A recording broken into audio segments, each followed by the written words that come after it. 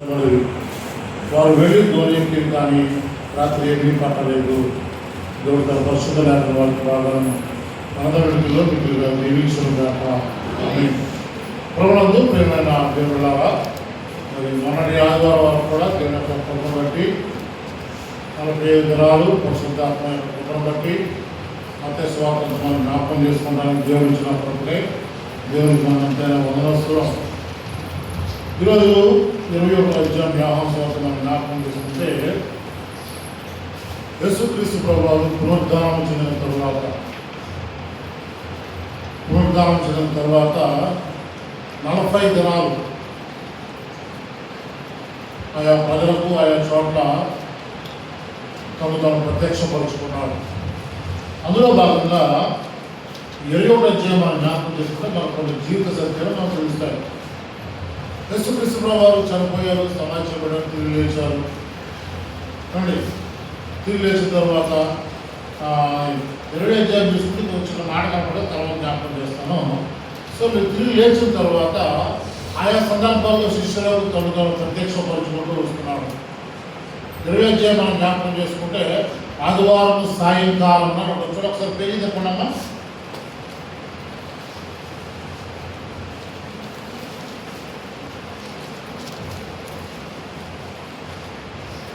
20వ అధ్యాయం 19వ ఆదివారం సాయంకాలం శిష్యులు యూదులకు భయపడి తమ కూడి ఉన్న ఇంటి తలుపులు మూసుకుని ఉండగా యేసు వచ్చి మధ్య నిలిచి మీకు సమాధానం కలుగును కాకని వారితో చెప్పాను. ఆదివారం తెల్లవారుజామున వీళ్ళందరూ సమాధి దగ్గరికి వెళ్ళారు. యేసు ప్రభువారు అప్పటికే పునరుద్ధారణ లేచాడు.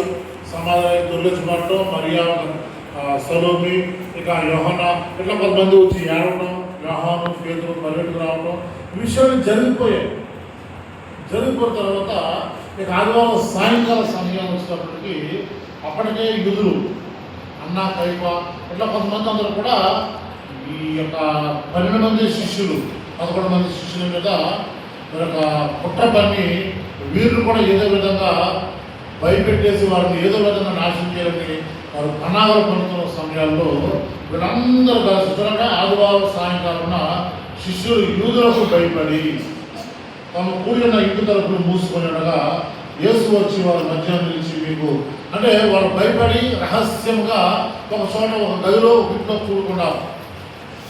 సో బయటకు వాయిస్యం రాకుండా వాళ్ళ లోపల పుస్తకాడుకుంటూ మాట్లాడుతున్న సందర్భాల్లో యేసు ప్రభువు గ్రహించి తలుపులే తీరే ఆయన ఆత్మవశుడు. సో లోపలికి వచ్చి కూర్చొని మీకు సమాధానం కాక చెప్పేటప్పటికీ వాళ్ళందరూ సంతోషించారని అయిపోయిన తర్వాత 20వ అధ్యాయానికి వచ్చేద్దారండి. 20వ అధ్యాయం మనం జ్ఞాపకం చేసుకున్న సంగతి ఏంటంటే శిష్యులు పేతురు, జబదయి కుమారుడు యోహాను, యాకోబు మరియు ఇద్దరు శిష్యులు వీళ్ళందరూ కలిసి మాట్లాడుకున్నారట. మాట్లాడుకున్న సందర్భాల్లో పేతురు అనట, అబ్బాయి మరి ఏంటి సంగతి, ఏంటి విషయాలంటే ఏం లేదబ్బా చెప్పంటే మరి మళ్ళీ సేవపడి దగ్గరికి పోతున్నాము, మరి మీ సంగతి అంటే మేము కూడా వస్తామని చెప్పేస్తాము. అంతకుముందు పేతురు యేసుక్రీస్తు వారి ప్రభు కోసం 3 సార్లు ఉన్నాడు. తర్వాత బాప్తిసం పొందాడు, పశ్చాత్తాపం పొందాడు, వచ్చాడు. యేసుక్రీస్తు ప్రభు పునరుద్ధారణ లేచిన తర్వాత మీరు మధ్యలో లేరు కానీ ఆయా సందర్భంలో ఆయా ప్రత్యక్షాలకు తను ప్రత్యక్షపరుచుకుంటాడు. ఈ సందర్భంలో మీ దగ్గర లేడు కానీ మీరు ఏం చేయాలి, సువార్త ప్రకటించారు.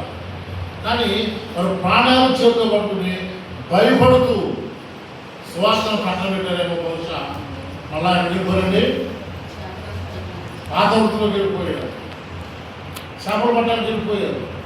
సో మనం కూడా చాలాసార్లు విశ్వాసం జీవితంలో బాధ ఉన్నప్పుడు, వేద ఉన్నప్పుడు, శోధన ఉన్నప్పుడు చాలా నిక్కర్చుగా ఉంటాం. మనం ఎంత నిక్కర్చుగా ఉంటామంటే విశ్వాసంలో, దేవుడిలో నిర్మాణాన్ని మించి విశ్వాసంలో ఇలా ఉండడేమో, అసలు విశ్వాసం అంటే ఇదేనేమో అని పక్కన మళ్ళీ చూసి ఈర్ష్యపడే అంతగా విశ్వాసం ఉండిపోతాం. మనం తప్పేం కాదు.